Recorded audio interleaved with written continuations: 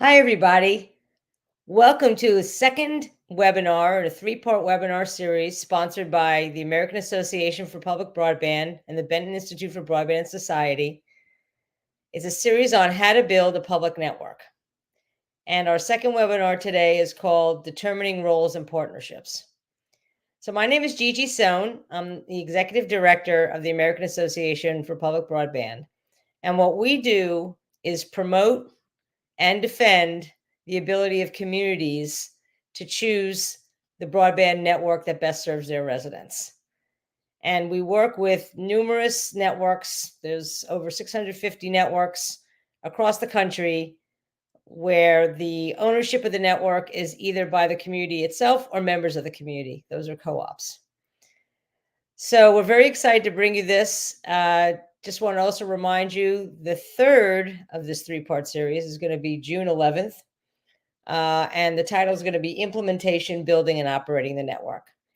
So before I turn it over to Bill Coleman, who will be your host for today, I'd just like to urge all of you in the audience, if you like what we've been doing here, if you like the advocacy we've been doing, pushing back against attacks on community broadband, please join AAPB. Our website is aapb.us, and we'd love to have you as members.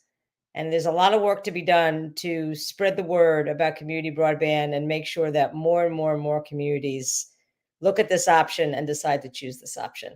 So thanks again. And now I'll turn it over to Bill Coleman.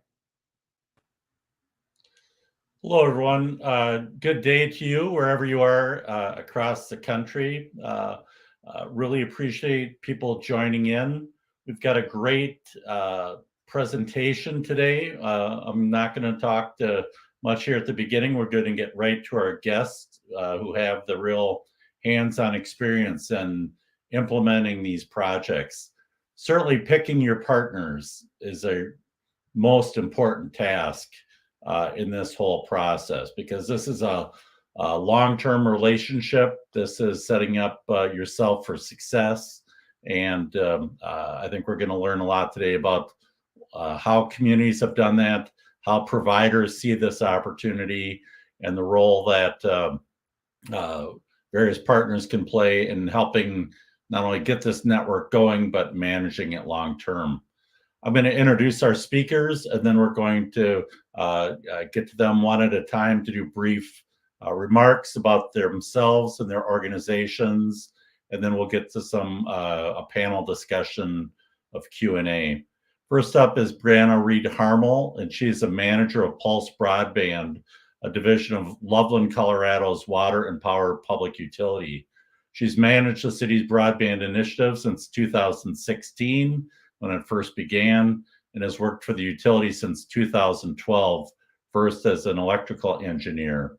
Next up then will be Greg Springer, who is the Chief Financial Officer of CTC in Brainerd, Minnesota. Promoted from the Director of Finance position in 2021, Greg is the CFO.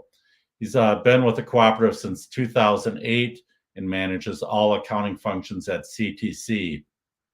He's been intimately involved in the designing and managing the wide variety of partnerships in which CTC is engaged. Kim McKinley is with us from Utopia Fiber, and she joined Utopia in 2010. In her role as Chief Marketing Officer, she oversees the marketing, sales, order fulfillment, and the customer service departments. We know how important that is for happy customers. Kim's a regular on the podcast Connect This, which I highly recommend as a fun and informative look at community broadband happenings. And then finally, Anne-Marie Gordon from Calix. She's a senior field marketing manager for Calix, focusing on the municipal market. Calix provides equipment, management platform, and managed services to internet service providers, including many rural-based organizations. So I want to welcome our speakers, and let's go to Brianna to start and introduce yourself and kind of your role at Pulse Broadband. Oh, thank you so much, Bill. Thank you for the wonderful introduction as well. So as he mentioned, I am with Pulse Fiber here in Loveland, Colorado. We're a municipal-owned utility, part of our larger utilities department, which includes power, water, wastewater, and stormwater. So we started in our feasibility study in 2016, and we're a pretty conservative community. At that point, we didn't really know what we wanted to do, but we knew we needed to solve the broadband problem and digital equity problem within our community. And so after multiple rounds of investigation, we ultimately decided to do it ourselves and go our own route, and formed Pulse at that point. So we officially launched our services in June of 2020 after starting construction in November of 2019. So right in the middle of the pandemic, which has been really interesting as we've gone through. We're now 4 years into our build and have completed construction past every home and business within our community. We have about 40,000 passings within the city of Loveland. Loveland is about an hour north of Denver, Colorado on the Front Range. And so we have interesting weather that we have to deal with, which helped take our project a little bit longer to complete, but we've gotten through it and have been very successful since the launch. Thank you so much. And next up, we'll go to Kim McKinley with Utopia Fiber. Bill, I wasn't expecting you to come to me next, but my name is Kim McKinley, and I am the Chief Marketing Officer and Deputy Director here at Utopia Fiber. If you are not familiar with Utopia, Utopia is the largest and most successful open access network in the country. Right now in Utah alone, we have fiber to the home in about 21 Utah communities and business class services in 70 Utah cities, and we're also the operational partner with Yellowstone Fiber and Idaho Falls Fiber. We've been doing this since about 2004 when the 11 cities who started this initiative. It's kind of crazy to think that they started a fiber to the home project back before YouTube and Facebook even existed.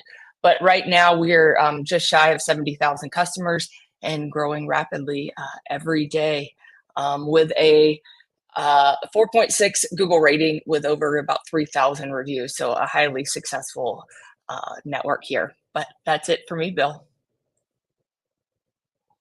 Greg Springer at CTC in Brainerd. Hello, everyone. Thanks, Bill, for the introduction. My name is Greg Springer. I'm the Chief Financial Officer here at Consolidated Telephone Company. We're headquartered in Brainerd, Minnesota, which is about 2 hours northwest of the Minneapolis-St. Paul area. So right in the center of Minnesota. I've been at CTC now just for over 16 years and then in the industry for about 25 years total.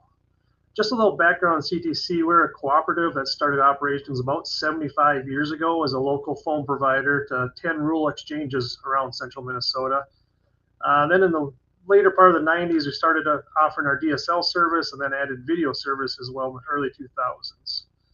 In 2005 is when we really began expanding into our competitive areas. And since that time, all of our new expansion has been built with fiber to the home. And we've also overbuilt all of our existing areas with 100% fiber to the home. And as of today, we have over 18,000 members in our co-op. And we also serve as a wholesale provider of internet service to nearly another 6,000 subscribers through our partnerships that we have with electric cooperatives. Much of CTC's growth over the last 20 years has come to fruition due to the partnerships that have been created with entities such as school districts, townships, cities, counties, and other cooperatives. And we're also been heavily involved in applying for grants from both the state and federal programs. And many times we've also leveraged those grant funds with contributions from the local communities to create applications that are financially sound. One thing that has really made our partnership successful is the effort of our leadership team and just the effort we make to meet with and understand all the needs and concerns of all our local communities. It's really led by our CEO, Christy Westbrock, and our Chief Strategy Officer, Joe Buttweiler, who meet often with all of our local elected officials, our state officials, federal officials, just to understand those needs of the communities and how we can help to serve broadband to the areas that need it. We're going to go to our panel discussion now, and we've got some questions here ready to go. And then I'd also encourage you, when you have questions, please feel free to post some questions in the chat, and we'll build those into the program. Let's go to And I see Anne-Marie there. Great. Hi, Anne-Marie. Hi. I got ahead of myself already. So, all but right. welcome and thanks for joining us today. Thank you. So I'm here with Calix. I've been working with cities here at Calix for about a year. It's kind of a new thing we've been doing with Calix, but we've been serving rural America since about 1999. We have cooperatives, cities, telephone cooperatives all over the country, and we work with those ISPs to help them better serve their communities. Thank you. Now we're going to go to our panel conversations. And first off, when communities begin to think about broadband and that they want it and how to get it, there's a lot of different roles we've seen, from cheerleader on one hand to owner operators on the other hand. I'm going to talk a little bit about, especially to Brianna and Kim, about the conversations you've had locally about how communities decide that role. Let's go to Brianna first. What was that discussion like as a public utility? Yeah, so one of the things that we really struggled with, we're a really conservative community, that we didn't really want to necessarily start our own broadband utility. And so there was a lot of discussion about, can we change policies? Can we partner with someone? And so we went through a number of different rounds of the feasibility study, like I had mentioned. At the end of the day, we really kept coming back to the fact that the risk reward relationship between us and a third party private partner just was not in the best interest of the community. It shifted a lot of the risk to the city and a lot of the reward to the private partner. And that just didn't sit very well with us as a community. We had examples to the south, to Longmont in Colorado, which was the first municipal broadband provider in the state of Colorado. And they were at that point being really successful with their build out and really high adoption rate from their residents. And so we already had folks that were local and nearby that we could look to see, well, if we wanted to just do it ourselves, how could we leverage those partnerships and do the same thing and bring that level of digital access to the community that we needed. So for us, it was really, it just kept coming back to, we want to make sure that we're not leaving anything on the table and we're doing right by our citizens. Great. Well, thank you. And so you do everything in your community, right? It's start to finish. We do. We're a full retail model, and as they call it. So we do everything from residential, commercial, and everything in between. So a little bit of everything. And we also have a triple play package. So we provide internet, phone, and television services. Okay, thank you. Kim, Utopia is got quite the history as the early adopter of open access networks, of joint powers between communities. And I know some rough sledding to begin with, but now just a marvelous example of getting it right, now in a variety of roles. Do you want to talk about not only how Utopia came to be as it is today, but then now this evolving trend of helping other communities outside of Utopia? Absolutely, Bill. I think if anybody is familiar with the great state of Utah, is that we are known for a really big pioneering spirit. So I always say that was kind of the initiative of Utopia. Utopia was founded in 2004, not because cities wanted to get into the broadband business, kind of like Brianna just spoke about. They got into it because the cities went to the incumbents at the time and said, we feel like we need this in our communities. And those incumbents at the time said, well, the ROI just doesn't make sense. So in the great Utah spirit, the city said, well, we're going to do it ourselves. I wasn't here at Utopia. This was in the 2004, 2010 timeframe. And they went out and said, we're going to do this. And they got all these cities together and said, if we unite, this can be a bigger effort. And there's some cost savings and some other things that come along with that. But that we were legislatively challenged. I've talked to some of our lobbyists who said that it was the hardest battle they've ever had up on the Utah Hill in their careers. So there was a law that was put into place to try to stop the effort of Utopia. And we love the open access model, and we believe it's the right role of government.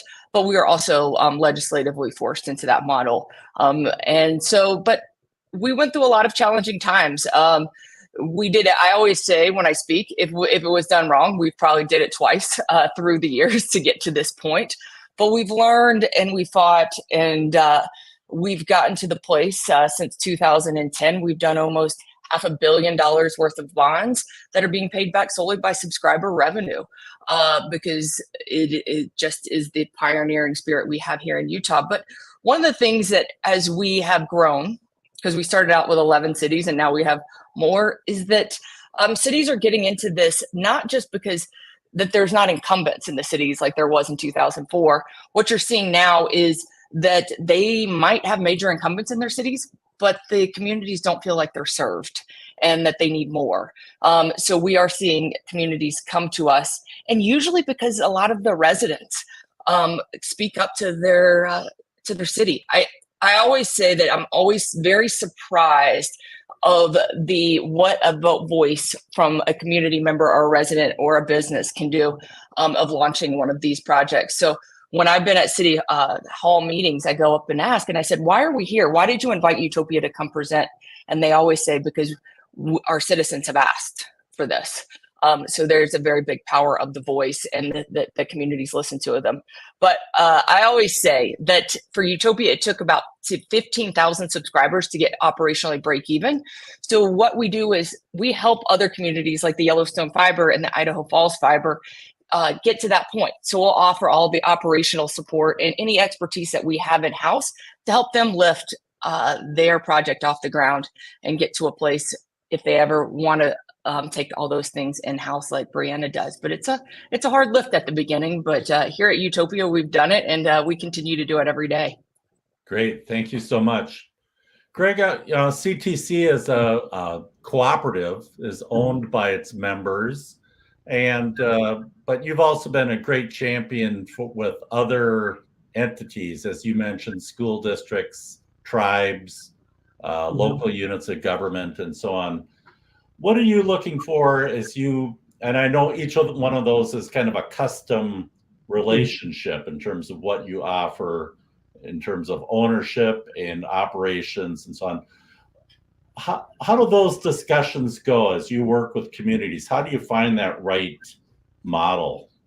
Yeah, I think that's exactly right. Almost every one of these situations is a different, it is different as we get diving into them, but what we're really looking for from overall, just what the needs of that community are and what they need for broadband development in that community. A lot of these cities we've worked with are served by the bigger providers, and they just don't have that broadband availability.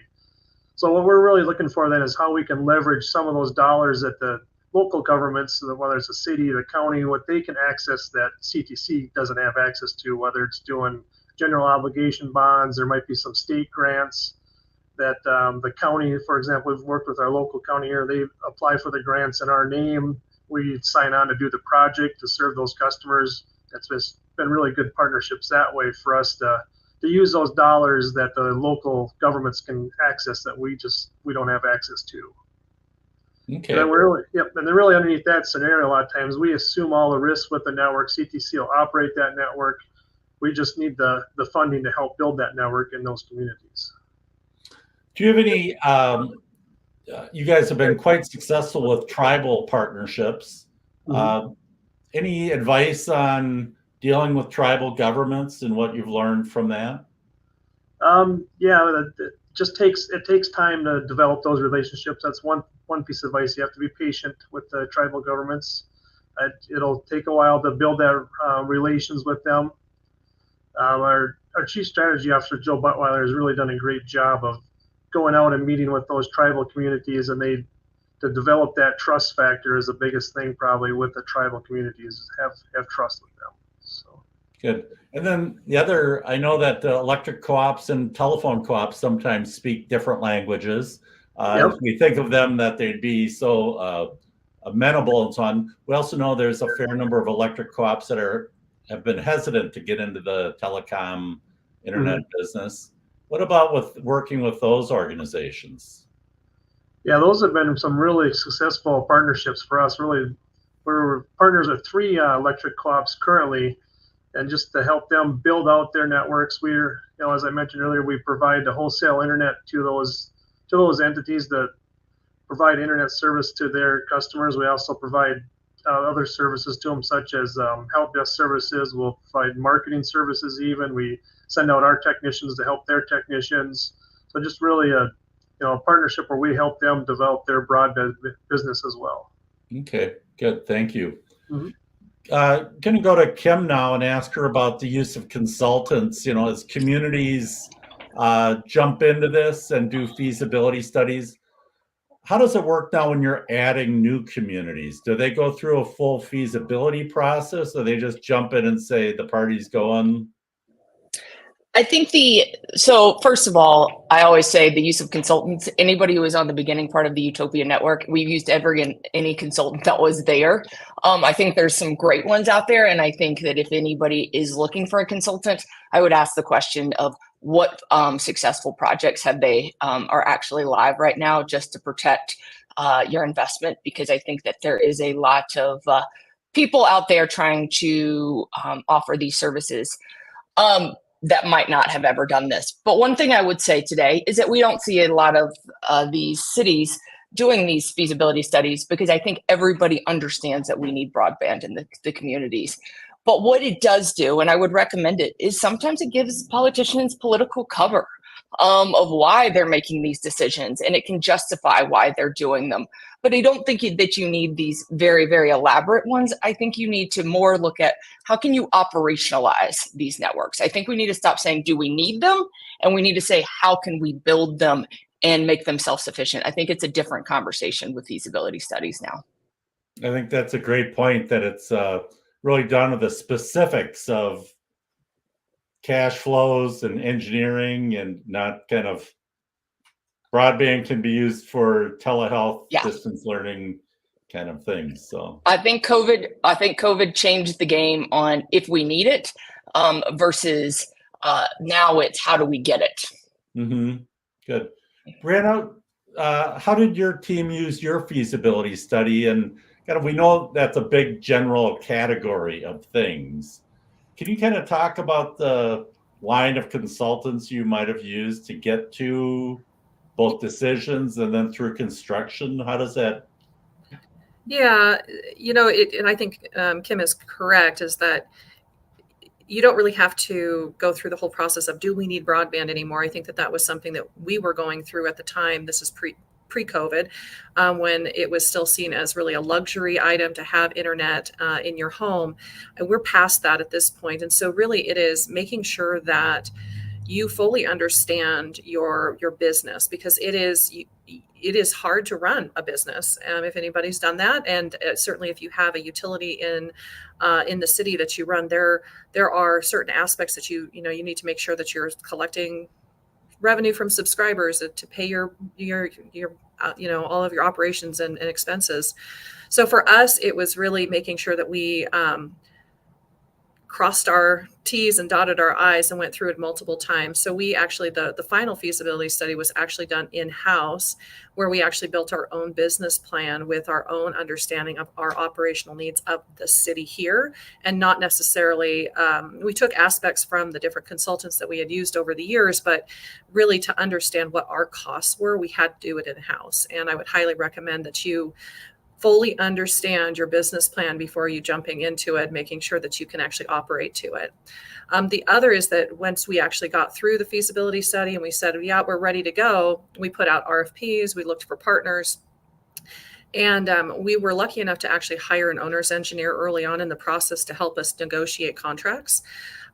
Once we had selected a partner, a construction partner, and we got to the contracting process, they kind of changed their terms on us a bit. And we ended up having to part ways with them, because what they said in the proposal was not what they actually were going to perform.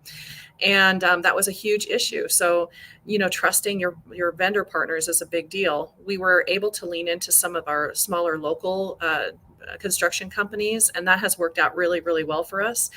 Not only did they have local staff and we were able to keep those dollars local here as we were building, but they knew our community. They lived and worked here, and so they had a different set of ownership than you would have with bringing in a national company from outside. They also understood the construction environment that we deal with. We have a lot of rock, we have, winter conditions, we have all these things that are unique to our area that if you were bringing in somebody from, the desert Southwest or the Southeast or something like that, they might not understand how to drill and bore in our environment. So for us, it's been really helpful to really lean into that local aspect and to find really good partners that we can trust and move forward with. Okay, great. That's really interesting. Let's go to Anne Marie at Calix, because I know that they're experts in helping communities move towards becoming broadband providers. Do you want to talk about your kind of consultative services and how that fits into some of these bigger feasibility studies and so on? Sure. Yeah, so at Calix, we are a long-term partner with our customers. So we work with them often very early on in the process, and really they don't need us until, they really get into that build stage. But we do tend to work with them very early. And so I've seen cities go across the spectrum. There's a lot of different variety in how they do this. I think the most important thing is that they are involved, that they dictate the rules. They have, they get what they need and want out of this. So many cities I've seen go forward with their own networks because they really want to ensure that everyone in their community receives the same benefit. They've seen cherry picking, they've seen different spots get covered, other spots don't. And these are often areas that do have incumbent providers. They would, probably like their incumbent provider to do that. But again, as Kim said in her experience, it's pretty similar today that the incumbents say it's not really in our interest to go ahead and upgrade what you have and to fit your whole city. There was a reason we did it this way in the first place, and we don't want to change. And so cities often have to go up against that right at the very beginning. And again, one of the biggest challenges they probably have is a political one. They are dealing with, they may have some community support, but there are often other groups that come in and challenge what they're trying to accomplish. The legislature often plays a role. And they are often limited by their own geography. They sometimes can't go outside of their cities. So having these partnerships are often very, very positive for the community, as long as their core needs have been addressed in that. And lastly, I think probably the most important thing for cities is to really pay attention to that marketing role. This is the first time they've had to go against other providers and deal with actually marketing a product. Their utilities have been something where they're the only provider. And so having to market that product is sometimes challenging for them. So having that support from whoever they get it from it is really very important for them. Okay, good. Thank you. We've talked about some of the key drivers for public ownership. And, I think we used to, as I joked earlier about that telehealth is a driver kind of thing. And I think we see this across communities now. We need broadband for everything. Brianna, I know that schools were an important part for you guys, and especially pandemic, right? And so, was that the driving force, or what else was driving that in your community? Yeah, we had, I think that several of us have mentioned the fact that we have incumbents in our community that are providing broadband, but they were really cherry picking areas. And so we had these vast areas that were with haves and have-nots, and that was the most prevalent with our schools of all things. So this is pre-COVID, so long before we even saw that as an issue on the horizon. We were actually having issues with our local schools not being able to have enough bandwidth to do testing. So this is standardized testing at the end of the year. They were actually rotating schools through to save on bandwidth and rotating classrooms through at different times of the day because they couldn't have everybody online at the same time. And that's a major account in a community like ours. And to have the schools not being properly served was a big driver. So that whole issue is really what started the whole feasibility study in 2015 when we kicked this off, was that our schools were not being properly served and our residents weren't being properly served. And so for us, that has been a huge driver, and our school district has been a huge partner as we've gone through our whole journey from start to finish where we are today. During the pandemic, we actually were able to leverage some of the network because we had just started. We weren't fully built out, but we were able to help put up hotspots across the community. And then we're actually able to get a grant through the state and to expand services and provide free services before the EBB that became ACP to some of the larger pockets that we had in some mobile home parks with high populations of students, where the school district had actually embedded staff into these areas because they had so many students.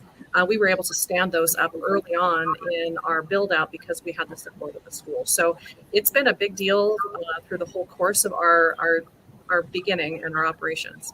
Okay, good. Greg, I know that CTC has sometimes seen economic development, where the community's need for connectivity for businesses has really driven your entry point into the community. Could you talk about that a little bit as a strategy? Sure. Yeah, one of the best examples I probably have is we had a local community, about 10,000 people, about 30 minutes away from our headquarters here, and they just did not have any broadband service at all in their community to serve any of their businesses, any of their schools, anywhere in their town at all. So they approached us, and we got in discussions with them, and we talked with them a little bit. And one of their largest employers actually was threatening to leave town if there wasn't a broadband network built. So we got everyone together, the large businesses in town, some key businesses, the city's government got involved, and we created a pot of funds that we would then use to build fiber to those key businesses to start really a fiber network within that city.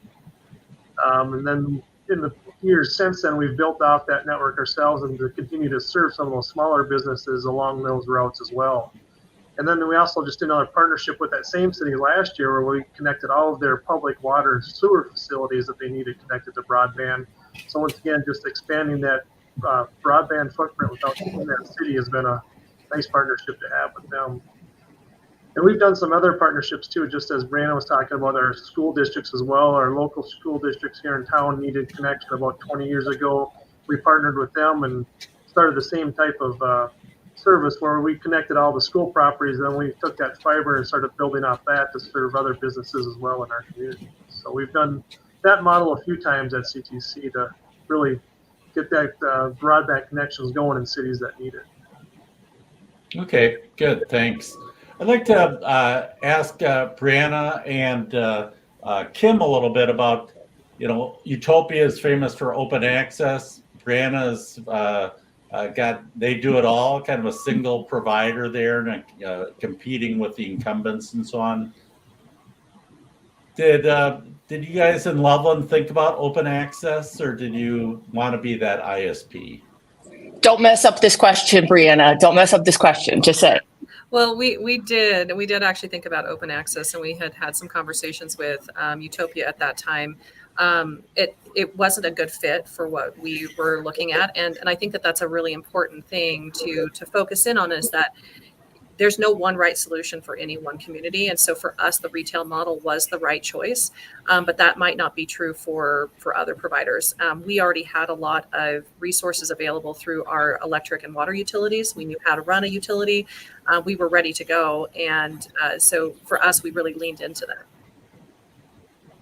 And Kim, do you want to advocate for open access? Well, and I will actually agree with Brianna on this. I love open access. I think it's a wonderful model. I think it's harder model than going retail alone. There is a lot of aspects. We have 20 plus ISPs on the residential side and probably 30 plus on the business class side. It's a lot to manage internally to manage that many ISPs. So I think it is a great model if you have the market that we have over 200,000 homes passed here in the Utopia network. So we have a big enough marketplace for ISPs to be successful. But I don't think that's the case in every situation or community. I think that Brianna's absolutely right. It just depends. It depends on what the community drivers are, of why they are doing this, what they want out of this network. I think that it works in some areas, but I think also being the retail provider is a great solution as well. Okay, thank you. Let's go to Anne Marie to see. Calix must see a lot of different communities making different choices. Yeah, we do. Yeah, I mean, at Calix, we currently work with, 200 plus cities that own their own networks, and so we see a lot of variety of how it's done. And I think every city, just like Brianna did, they think about open access, and I think it's really good that they do, because sometimes that's one of the things they're trying to fix. They are dealing with a situation where the incumbent provider is not providing the services that they want, and they feel like maybe competition could help solve that problem. So sometimes that is a good fit. Other times for other communities, it might not be. It's really important to go through the financials and ensure that you've really dotted all your I's and crossed all your T's and made sure that that makes the most sense. And I do think even with a single provider, you can still have competition within that provider. You can have different options. You can have different levels of service. You can have tiers and different things that you can throw out there. So there is still opportunity to have choice in a single provider situation.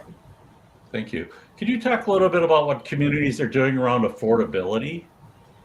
Yeah, so I think that's one of the key drivers. We're working with a community right now, and they are very, very focused on affordability. They recognize that their build will not be necessarily, solvent super quickly, because they really do want to make sure they have that affordability aspect in there.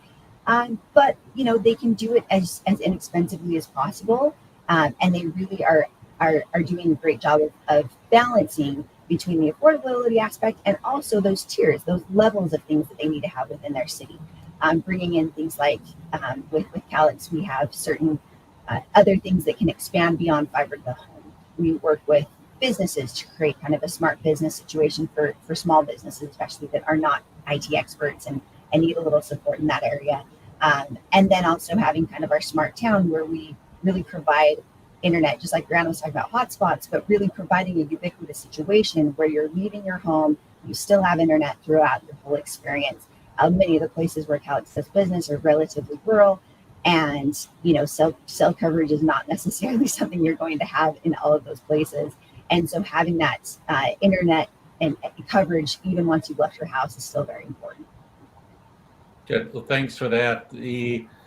As we communities move forward. Oh, here I was looking to see about questions, and I see a whole list now. I was looking at the wrong part on my chat, so we're going to get to those. But I think there's a lot of questions about communities and what role they're going to take. Kim, you've got communities now that you're serving as a consultant. Idaho Falls, I think, was one, and Yellowstone Fiber. Why did they decide that going with Utopia as a partner was a smart move for them to outsource operational aspects? So I can speak to Idaho Falls. Idaho Falls is a power city. So they had Idaho Falls Power up there, and they had a fiber ring around their city for their power uses for many years. So when they were looking to expand and doing a fiber to the home project, they didn't want to bring in all the expertise in-house. It just didn't make sense for them. So they're a governmental agency. We're a governmental agency. It just really made a lot of sense for us to partner together. And we had a lot of meetings and said, what can you do in-house and what can we offer you? And it's constantly evolving. I say this all the time, and we're speaking a little bit to it today. To get these networks accomplished, it takes partnerships. And sometimes it takes removing your ego from the equation and realizing what you can do and what you can't do, and making the correct partnerships to make these networks really work at the end of the day. And I think that's why these guys have partnered with us, because they know that we've already experienced everything, that we've already done this, and that we can offer them just real day-to-day practical advice for building these networks. I speak around the country about broadband all the time, and I hear people tell me this all the time. Well, we're doing it better than Utopia. We're going to be this model that's going to be better than Utopia. And I'm like, great. Come and talk to me when you have over 70,000 subscribers, and stop criticizing what we're doing because you think you can do it better in your head. It's the day-to-day practical advice. As Brianna knows, it's not a sexy business on the day-to-day of what you're dealing with. It's in the trenches and really making live decisions. So I think that's why they really partner, is because we've done it. Good. Thanks for that.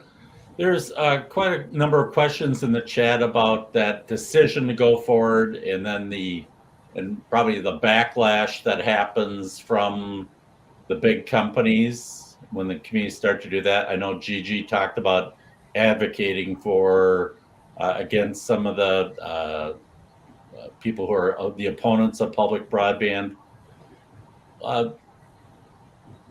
Let's go to Kim. Why don't you just keep going on when you see now new communities? What do you is that still these companies rear up, or do you just plow over it? Well, I think do the companies rear up, or do you have dark money campaigns that rear up? I think that's the difference of what you're seeing, because right now we have a dark money campaign against us in our market, or I'm assuming it's going to rear up again, that we've heard it's $1 million campaign to attack us still after we're successful after all of these years. I think that these guys are always going to rear up. They have market share. I say this all the time, is if I was in their position, I would do the exact same thing that they're doing to keep my market share. It's just what is your benefit. So yeah, they're rearing up, but I don't think I'm seeing the communities care anymore. I think in the past you saw communities back down to some of these big guys, and now they're saying, well, you guys you've said a lot of things and you haven't delivered. So I want to see people who can deliver at the end of the day, and not just words and scare tactics. Yeah, I think that's exactly right. I mean, there was a pretty heavy campaign in Northern Colorado when both Loveland and Fort Collins were going through our feasibility studies. The incumbents spent millions of dollars trying to fight back, and the proponents didn't hardly have to spend a dime. It was such a big deal for our community to have competition and to have a choice in the market, which was not there before. We exist to compete, and so we're not afraid to compete in our market. We think we do better than the incumbents. We lean into the local aspect of what we do, and we think that we provide a better product overall. And so I don't think that communities should be afraid of going head to head with the incumbents, as long as you are leaning into what you do best, which is serving your community in the way that you know the best how to do that.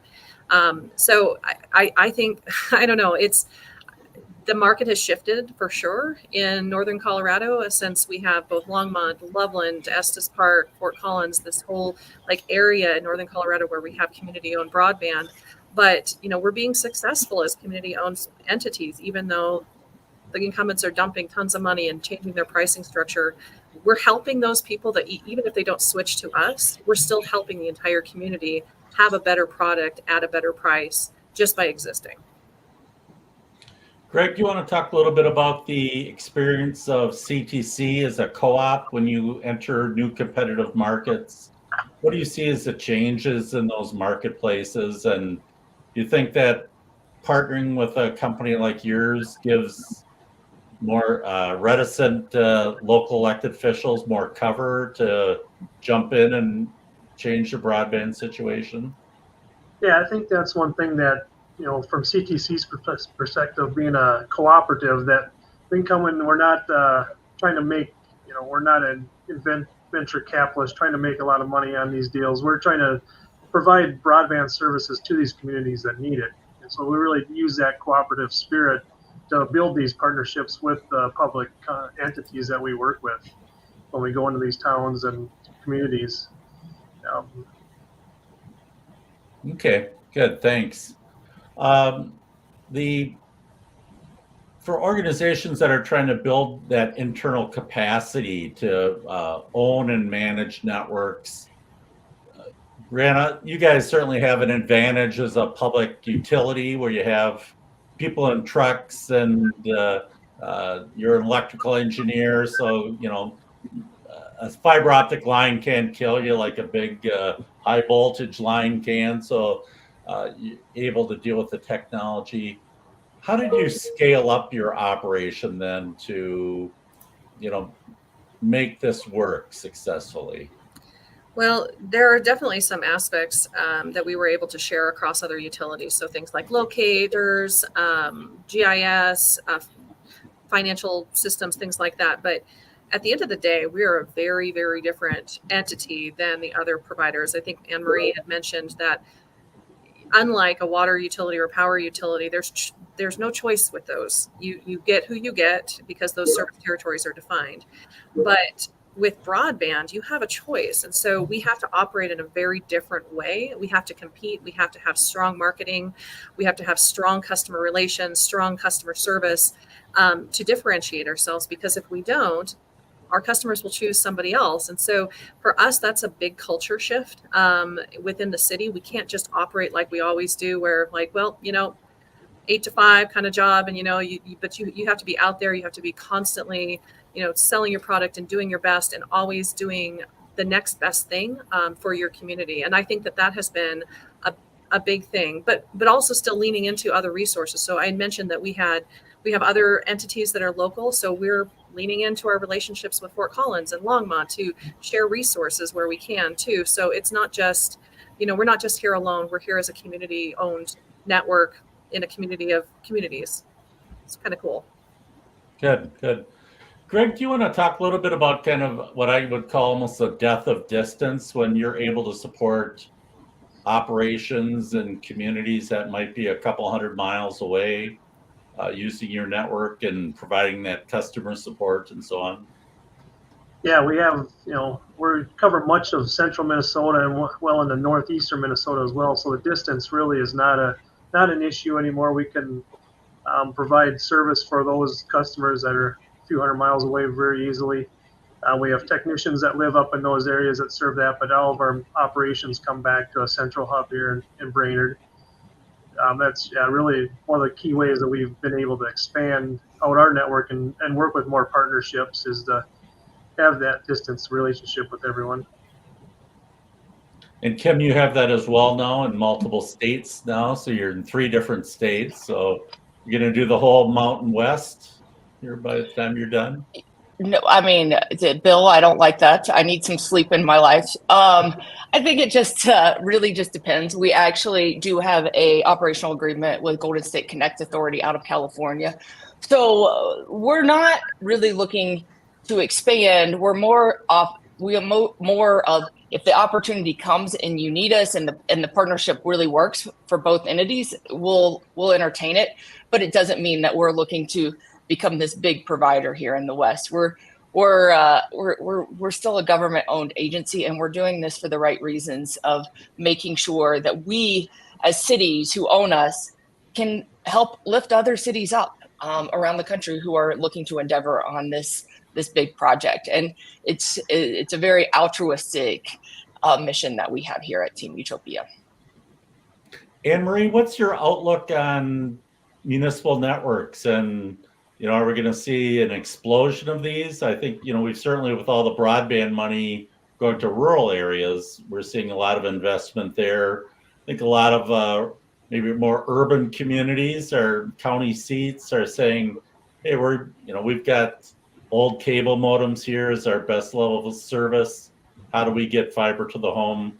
What's your outlook on municipal networks and public-owned networks? Yeah, Bill, I mean, I think you said it pretty accurately. It's really one or the other, right? Oftentimes you've got these rural areas that say we're going to go for BEAD, and that's going to be our solution for it. Sometimes those will be owned networks, sometimes they may be partnerships, because sometimes the long-term operational expenses can be challenging in those networks. But we are seeing more and more of these, I would say they're maybe not so much urban, but suburban-ish cities that are saying we've been missed, and we really want to improve our outlook for the future. We want to connect our networks. We want to do different things. So cities I've seen that have been able to have kind of a leg up. They really have some internal capacity. They've got a fiber ring. They're ready to go. That helps so much. If they have an electric utility that they own or any other utilities that they run for the city, those are very helpful things that they can lean on as they move forward with this. And lastly, I mean, I think it's really just that commitment. It's not so much that they're going to wait 20 years and say, are you successful or are you not? The incumbents are going to attack you the very minute that you've passed that vote. You said, okay, we're going to do a bond, we're going to move forward. The next day, you're going to see opposition there. So the unity among the community, among the leaders, is very important as they move forward, and really have to have that marketing approach very early on And then when we work with communities, we always say, okay, have a second option. You know, maybe you can't do this. Maybe you're going to have too much challenge being the owner and operator of this network. What's your second option? Do you have a partnership? Can we find some other way to make this happen? So we work through many different ways to do that. But those are the ones where I found cities have the most success right off the ground. Others can certainly do it if they have the commitment to move forward. But if they have some of those internal infrastructure supports to get started, they definitely have an advantage. I have a kind of a summary question here about the benefits of public networks.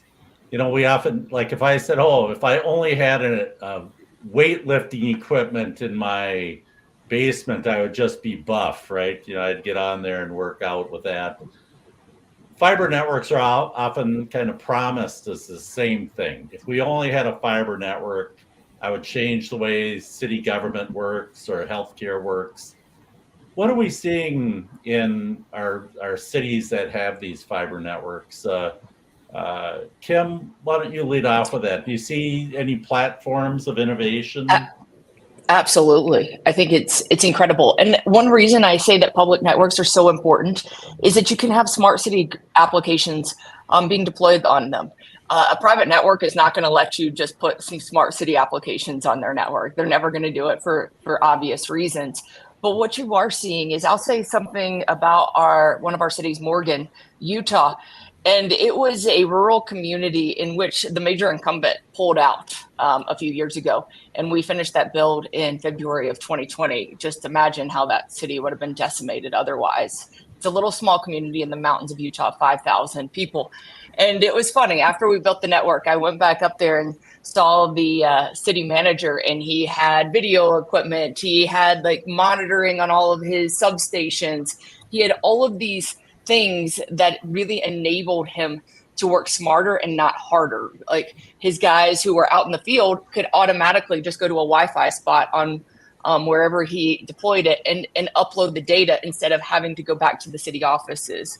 In some of our cities, we have cameras facing the mountains, because if you haven't been into Utah in the summer, we have a fire danger. So we have infrared cameras looking at the mountains to see if we can spot hot spots very quickly, to make sure that a minute on a wildfire can save millions of dollars. These are the applications that, if you have these networks, that you can start to get innovators on them. You can get current smart city applications on them. One thing, I'm giving you all the Utah knowledge here, is that Utah has some of the worst air quality in the winter. Every hut on the Utopia Fiber network has an air quality sensor, because we only have one EPA sensor in the Salt Lake City region of Utah. Well, air quality is not a 200-mile, the air quality is not the same in every 200-mile area. So these people can go on to purpleair.com and look at one of their sensors in their name and see what the air quality is at that specific time. These networks, I will say it over and over again, are not about YouTube or, buying more things on Amazon. It's about quality of life and really enabling that. That is the game changer on these networks. Good. Thank you for that. That's great news. Brianna, what are you seeing in your community? Well, I think that for us, all the things that Kimberly was mentioning are certainly there.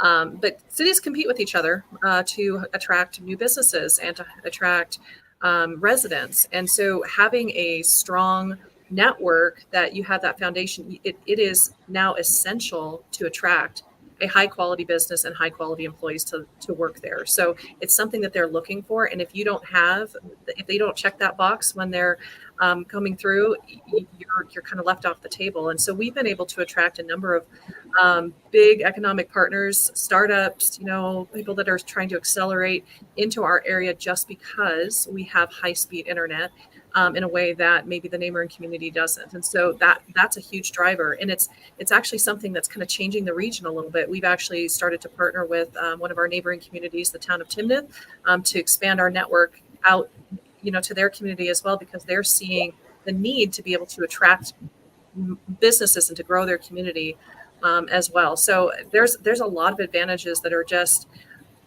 not just connection, but all the economic drivers that go with that are really important too. Great.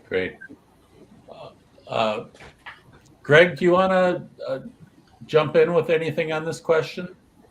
Sure, it's really a lot of the same things for us. It's just that economic development that we've been able to see with having these public and private partnerships with CTC here. The other thing too is just from a residential side, we've been able to build a lot of broadband to the home, and that's really been important for this area. As this part of Minnesota is really a resort area for the Minneapolis-St. Paul area, which is about 2 hours away. So during the pandemic, many of the people, once they've started working from home, or they've relocated now to our area to work from home, and so it's really helped to drive growth in our communities economically, and with more workers coming into our areas as well to support the businesses that are here. So we've seen a lot of great improvements that way as well. Good, thanks. Anne Marie, any last comments from Calix?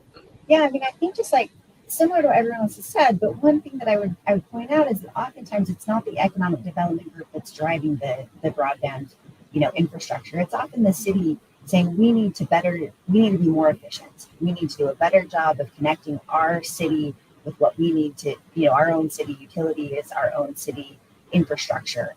And that's often the driving factor. But then all those economic benefits come, which is an amazing part of bringing these broadband networks to life. Great, thank you. We're about time. I don't see any really unanswered questions. Gigi, do you want to close this out? Thank you to our speakers, by the way. Can't hear you, Gigi. I hate when that happens.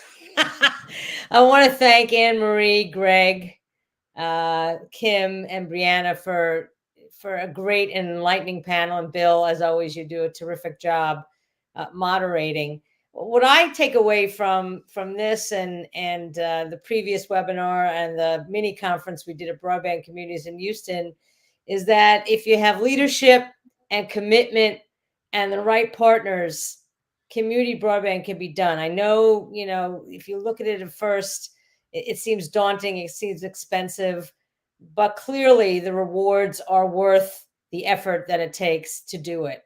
So to the extent that there are any community leaders that are interested in perhaps talking to some of the folks that were on the webinar today, or some of other AAPB members who have done this either recently or in the past, contact us. Go on to aapb.us. You can sign up. There's an email there that you could send information to. If people need my email address, it's gsohn, GSOHN, at aapb.us. We'll connect you with folks. One of my dreams, and this is Kim's idea, so I'm going to attribute it to her, is to have a mentorship program. We're going to talk about maybe starting that up this summer or this fall, where communities that are interested in moving forward on a public broadband network can get advice and leadership from some of the folks who have done it. Because to me, community broadband, it's more than just a business model. It's really, it's an idea that has caught fire. And that's why you're seeing it spread throughout the country. So I want to thank everybody again for attending. There were great questions. And hopefully we'll see you on June 11th. Take care.